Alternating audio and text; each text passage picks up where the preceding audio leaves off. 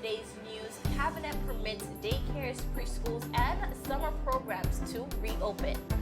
Additionally, 2020 Gen Y Factor contestants revealed and COVID-19 Public Service Hero Program launch. All this and more when 284 News returns.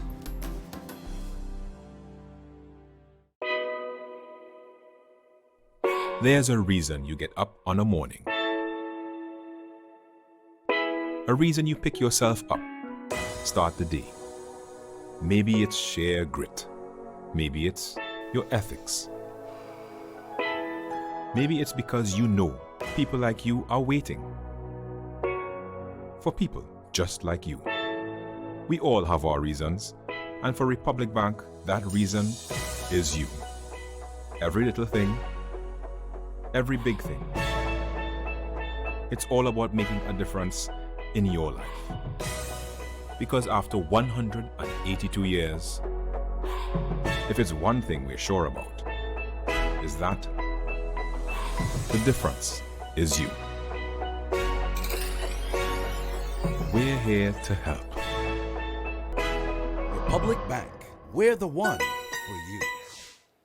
Welcome everybody. It's Thursday, June 25th, 2020, a beautiful day in the British Virgin Islands. I'm Ron Grant. And I am Kyla Kenisha Forbes.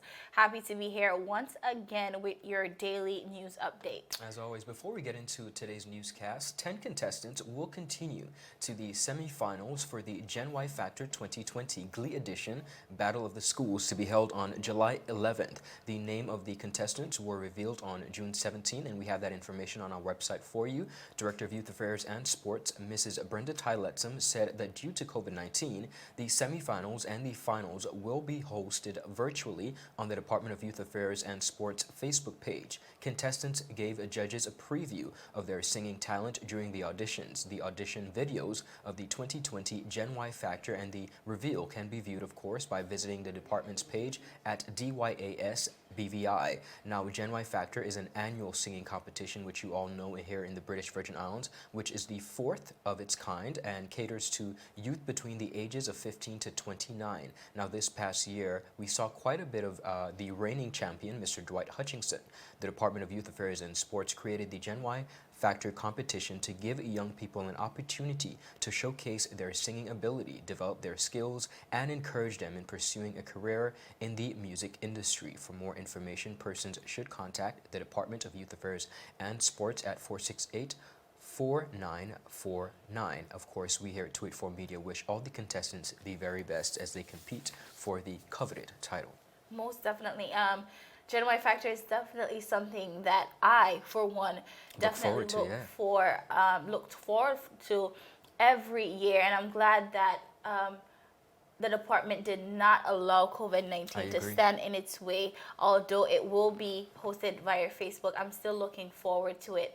But viewers, as we move on to this edition of the newscast, now, I don't know if you've heard, but in a statement issued yesterday, the 24th of June 2020, by the Premier of the Virgin Islands, confirmation was given that daycare centers, preschools, and summer programs have now been granted permission to open. All institutions will be subjected to inspection by the Environmental Health Division, and once approved, of course, can then be opened to the public. Premier Foy said in his statement today, which was yesterday, the 24th of June 2020, Cabinet met and endorsed the reopening of daycare centers, preschools, and summer programs, subject to the inspection and approval by the Environmental Health Division and in alignment with the education and public health guidelines for their safe operation. Now, residents have been pleading with the government to reopen institutions for quite some time now. This, we know for sure, will be welcome news by many. Indeed, Kyla, it is welcome news by many. Of course, parents in particular, have been having a very difficult time managing kids and making sure that they're taken care of and they're safe. Many of them have been left at home, alone by themselves. In addition to that, I know the daycare centers and businesses of such are also happy for this opportunity to get some income. Most definitely. I think it was a ticklish subject. Of course, we want to keep our kids safe, and that is top priority. But I think here we see where we're moving forward and learning how to live in a world, unfortunately, that we have to deal with COVID-19. And not just trying to live without it, but, dealing with the fact that it's pushing probably forward. going to be around for a bit. Most definitely. Continuing on, the Park and Ride shuttle service, which was introduced in December of 2019 through the Ministry of Transportation, Works and Utilities, will officially begin on Monday, June 29th through the capital of Road Town. The announcement of the official launch of the service was made by Minister Kai Reimer last Friday, June 19th. Now, the service will be available to residents Monday through Friday from 6 a.m. to 6 p.m., and the shuttle will depart said locations every 15 minutes. The service is expected to alleviate the traffic congestion in Road Town and comes just weeks after the official launch of the new traffic route. Additionally, persons are reminded of the central parking at the festival grounds at no cost. Since taking office, Honorable Reimer has continued to push for a complete transformation of the capital. In his statement on Friday during the sitting of the House of Assembly, he stated that because of the present pandemic, that is COVID-19, this park and ride initiative is also open to local taxi operators as job opportunities due to COVID-19. Additionally, he reminded persons that they must adhere to the present social distancing and mask requirements while using the park and ride shuttle. Other upcoming phases include installation of an additional lane going westbound coming out of the Administration Drive onto Waterfront Drive to support vehicle capacity, enabling traffic flow towards the western part of Tortola, and paid parking lots within Road Town area. Now, motorists and other road users are asked to be cautious and, of course, exercise as much patience as possible when using the roads. Please adhere to all the traffic lights within the territory at the Administration and Waterfront Drive, Station Avenue, and, of course, at Piscia Estate. Utilize the signs, adhere to the lights, buckle up, and, of course, be careful. The safety of all Virgin Islanders on our roadways is paramount, and I know we've had a lot of conversations, Kyle, as it pertains to road users and bike users coming out of COVID-19, coming out of the lockdown. But at the end of the day, we must understand that this is all for the betterment and the safety of all persons while we adjust to the new traffic regulations. Most definitely. I think that I'm really hoping that persons will be encouraged to use the park and ride. I think we've seen a transformation in our capital thus far as the traffic routes have changed, but this is a step further to kind of cut down on traffic congestion in the capital. And I think that Honorable Reimer have really been doing a great job on trying to find ways to, as he said, transform our capital. Yeah. Well, first thing Monday morning, we'll take a ride and we check should it out. do that. Yeah, we'll do that. So, viewers, up next we have the Heroes, the COVID-19 Heroes program have been launched, and the police headquarters have returned to the Sir Oliver George's Plaza. All this and so much more when 284 News returns. Is business slow, cash flow down, hosting an upcoming event? We can help. Advertise with 284 Media and take your business or event to the next level by enhancing your present marketing and messaging strategies. Allow our team of experts to create a personalized ad that sets your business apart from all the rest. This could be your business or event. So, what are you waiting for? Contact our marketing team at 284media@cctbvi.com. Advertising with us works. Viewers, welcome back to 284 News. After the 2017 hurricanes, the Royal Virgin Islands Police Force, its headquarters at the Sir Oliver George's Plaza, was destroyed, amongst many other places. But in December 2017, the police headquarters were located to the upstairs of Right Where Supermarket in Passer Estate. Now, fast forward 2.5 years later, the police headquarters is officially relocating back to the Sir Oliver George's Plaza waterfront opposite of the Road Town Ferry Terminal. Now, our newsroom, we caught up with Police Commissioner Michael Matthews, and in an invited comment, Commissioner Matthews explained how he felt about the refurbishing of the police headquarters. Commissioner Matthews said, and I quote, "I am delighted we will be able to now have a fully functioning, operational, and modern police headquarters. The challenges of policing today in the territory need a comprehensive command capability response supported by a fully functioning headquarter base. The refurbished police headquarters has been redesigned internally to provide an enhanced headquarter command capacity and capability. The redesign has also increased security to the building and those within it, as well as modernized our reception and meeting arrangements for the public. Commissioner Matthews expressed his gratitude to the team at the Right Way Supermarket. He said, and I quote, "I am delighted we have reached this point at last, but will remain eternally grateful to Mr. Grice Scraglin and his team at Right Way on Passer for their tremendous kindness and support over the past 3 years in our temporary location above the supermarket. But I have no idea where I will be getting my easy grab lunches from now." Okay, the police headquarters will be closed on Friday the 26th of June, which is tomorrow, to facilitate the relocation, and will be fully functional from June 30th, 2020 by appointment only. Number to make appointments is 1-284-368-7937. Kyla, I love this story, and I'll tell you why.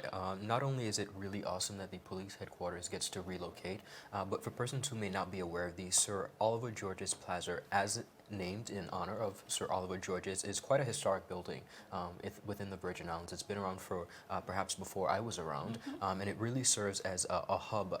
That community is usually where our Christmas tree lighting takes place, and I think historically for the Royal Virgin Islands Police Force to be able to move back and for the structure of the building to be now sound and fit is a great initiative. So I'm happy to see them be able to relocate back to their original location. Yes, Rod.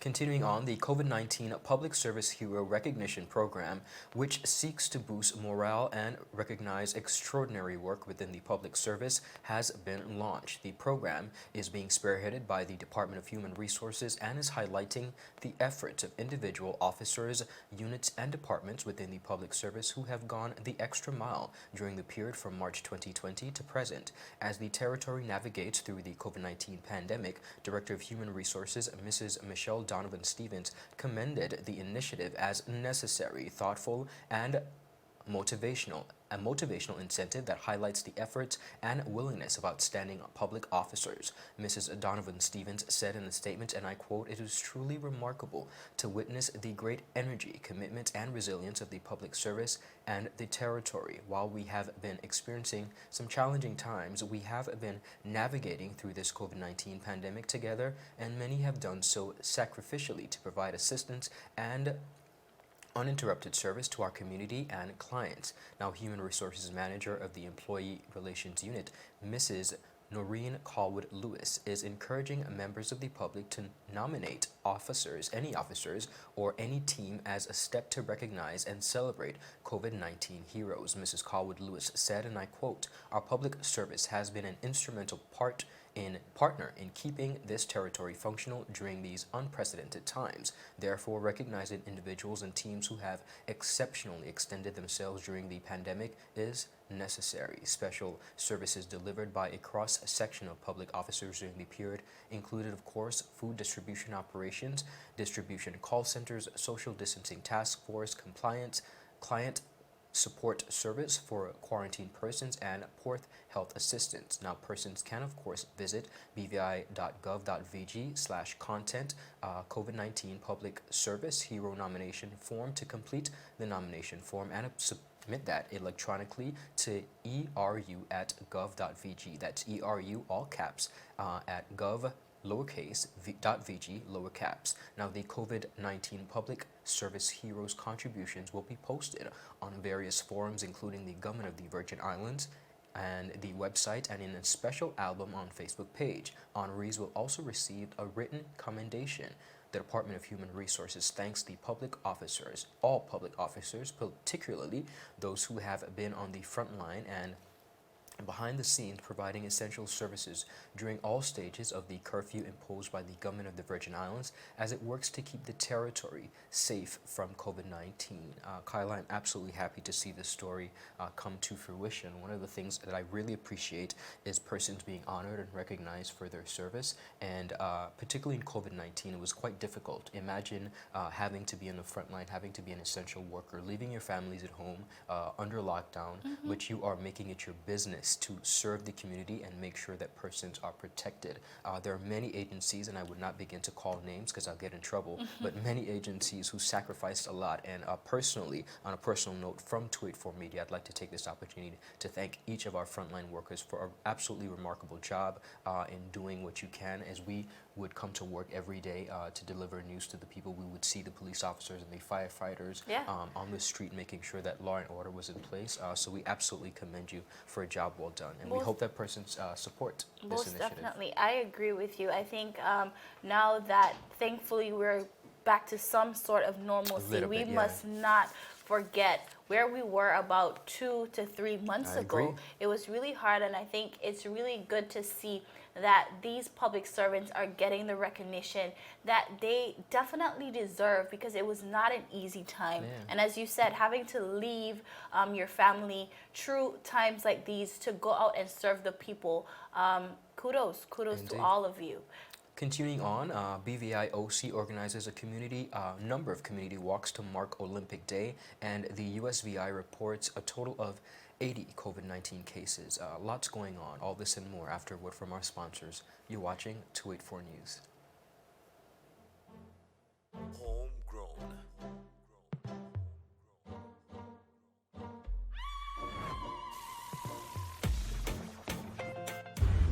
And initiate sequence. Penetrate this man's soul with my heart. What? Watch and learn. Sir?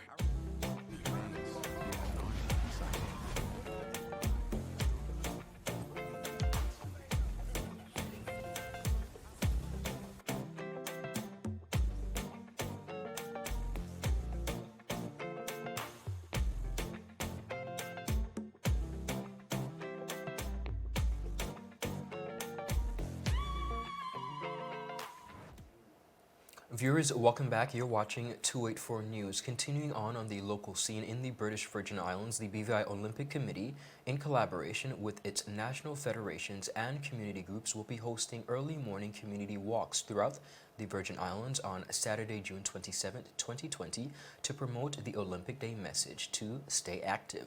The community walks will take place in lieu of the annual Interactive Sports Festival, which officially have been taking place since 2017 to mark Olympic Day. In a quote, the Olympic Committee said this year, the COVID-19 pandemic forced the BVI Olympic Committee to rethink its program of an interactive discussion session and mini sports clinics planned for 2020 Sports Festival, and to organize an activity that would be compliant with the current local health protocols and social distancing measures, said Ephraim Penn, president of the BVI Olympic Committee.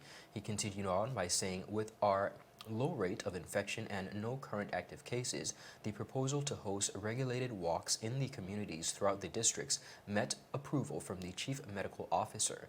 The walks will start as early in the morning as curfew restrictions allow to try and beat the heat, and will follow easy route so as to be manageable by all ages and abilities. Registration for the walks will start at 5:30 a.m. in all locations, apart from in Seacows Bay, which will start at 6 a.m., and Brewers Bay, which will start at 5:15 a.m.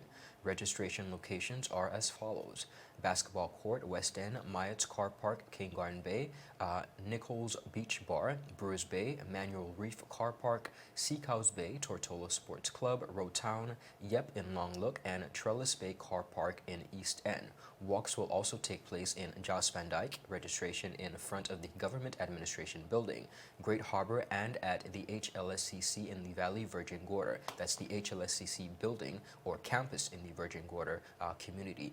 Now, walk managers include volunteers from the BVI Archery Association, BVI Athletics Association, BVI Rugby, that's Taekwondo, and BVI Squash Federation, VI Softball, and Baseball Association, we have YEP, TSC, Bruce Bay Action Committee, Joss Van Dyke Resilience Team, led by Mr. Mark Morris, Mr. Milton McLean, and Sister Islands Coordinator, Miss Sasha Flax. Now, staggered start times will be managed to keep walking groups in to a maximum of 20 persons at a 6 feet distance between participating households. Walkers are requested to cooperate with the walk managers in their efforts to keep the activity safe for everyone.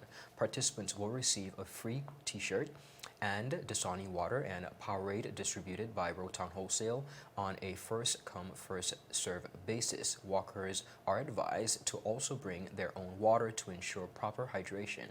Now, organizers are requesting the return of the empty plastic bottles so that they may be properly disposed in the recycle bins. In the interest of public health and safety, potential participants are advised to stay home if they're not feeling well, running a temperature, or living in the same household as a quarantine person. Now, here's a little bit of backstory on the Olympic Day. On June 23rd, it's marked in the international sporting calendar as International Olympic Day, originally observed by just 6 countries on the day in 1948. The IOC launched the symbolic run in 1987, which encouraged all National Olympic Committee to celebrate Olympic Day and promote the practice of mass sports. Now, from 45 participating NOCs in the first edition in 1987, the numbers have grown to more than 100 participating NOCs. Today, Olympic Day is built on 3 pillars: move, learn, and discover. That's move, learn, and discover, integrating sports, education, and culture aspects to broaden the community reach and appeal, and to motivate and encourage people of all ages and abilities to engage in healthy physical activity. In 2012, the BVIOC was one of the few NOCs to host and celebrate all of the sports and the Olympic Day at, of course, the H. Lavely Stout Community College. The morning of activities started with a 2-mile run, followed by a discussion panel featuring local sporting personalities and moderated by the one and only Mr. Ray O'Neill. Now, the action continued with national federations showcasing their sports and encouraging public participation, ended and with a performance by the Lashin Dogs. Now, this format of interactive engagement was adopted as the global template in 2017, at which time the BVIOC officially launched its annual sports festival to mark Olympic Day. I'm so proud of the Olympic Committee for continuing remarkable work within the community and keeping us active. We got to walk, guys. Got to stay active. Keep active. Yeah.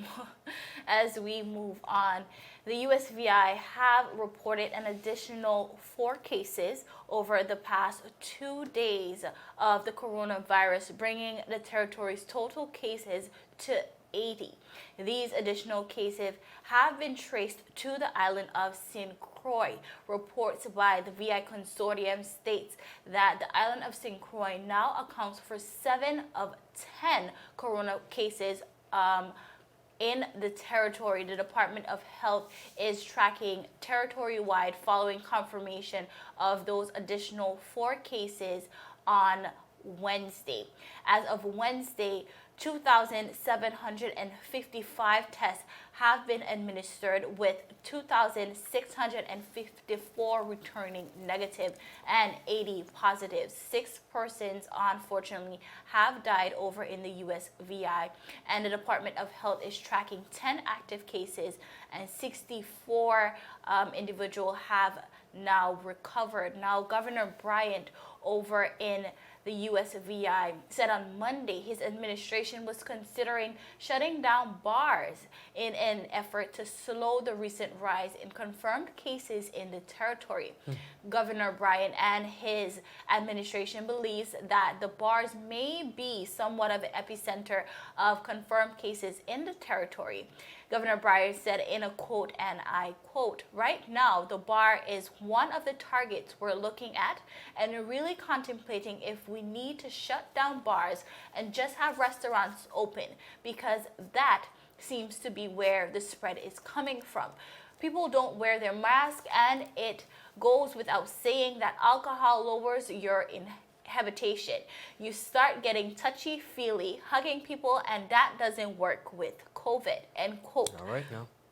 Although bars may be a contributing factor, reports by local news sites over in the USVI are also contributing the transmission of cases to travelers and tourists. The territory's main travel hub is Florida, with no less than 6 routes to the USVI daily via a number of carriers, according to the Department of Tourism official. This is a significant because, as we know, Florida recently have been seen a great surge in COVID-19 cases, confirming. Then in the U.S., we see a 25% jump alone in Florida, with 5,500 new cases confirmed just yesterday. The state has surpassed 100,000 confirmed cases. So even so, Governor Bryan begs to differ, as he believes the transmission is amongst residents in the USVI. He said in a statement, and I quote, "I really like the national push to keep people vigilant and keep people nervous." He said Florida, Texas, California, and New York are the 4 most populated states in America, so of course their numbers are going to get higher. But I like to remind everyone that the majority of this stuff, and he means COVID-19, that we have is our own residents moving back and forth, coming for funerals, coming home for trips. This is how we're getting infected, not by tourists. This was a quote by Governor Albert Bryan over in the USVI. Kyla, our dear governor, in our sister island over there, sister island, but the U.S. Virgin Islands, it almost makes me wonder, like, duh.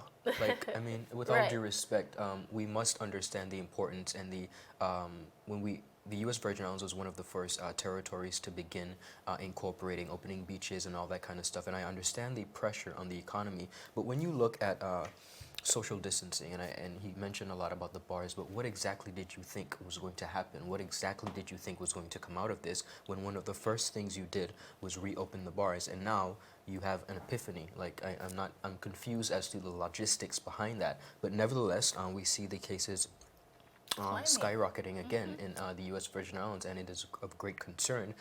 We wish them the very best, as we do ourselves right here.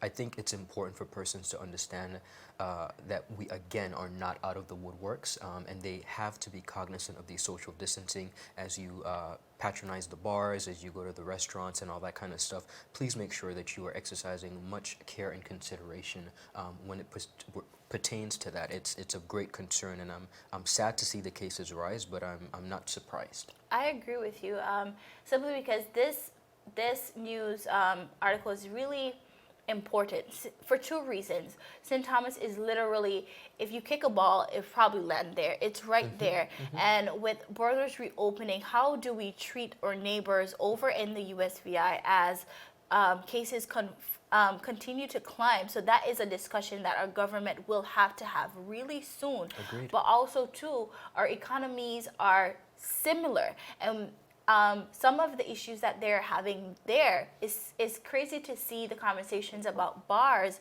surfacing in the USVI, because that was a big talks here in the BVI most recently. So I think we must learn from our neighbors. I wouldn't say mistakes, but what is happening over in the USVI, and we must be vigilant and make sure that we stay alert. Yeah, one of the things he mentioned in the statement is keep vigilant and keep nervous. And it is true. It's not an idea to push fear into people, but you have to understand that you are not out of the clear, and you must practice, you must insinuate, and you must push that your families are practicing this as they go out and they come back in and interact with persons. Most definitely. But guess what, viewers? That is it for today's news roundup. Be sure to follow us for daily news updates at 284media.com. You can follow us on Facebook at 284media, on Instagram, as well as Twitter at 284BVI. I am Kyla Kenesha Forbes. And I'm Ron Grant. We'll see you again tomorrow as we deliver your daily dose of local, regional, and international content. We're 284 News, your source for honest and impartial news right here on 284 News. Happy Thursday, everybody. Have a terrific Thursday. Please wear those masks and stay safe as you traverse the territory of the Virgin Islands. We love you guys very much. Bye-bye. Bye.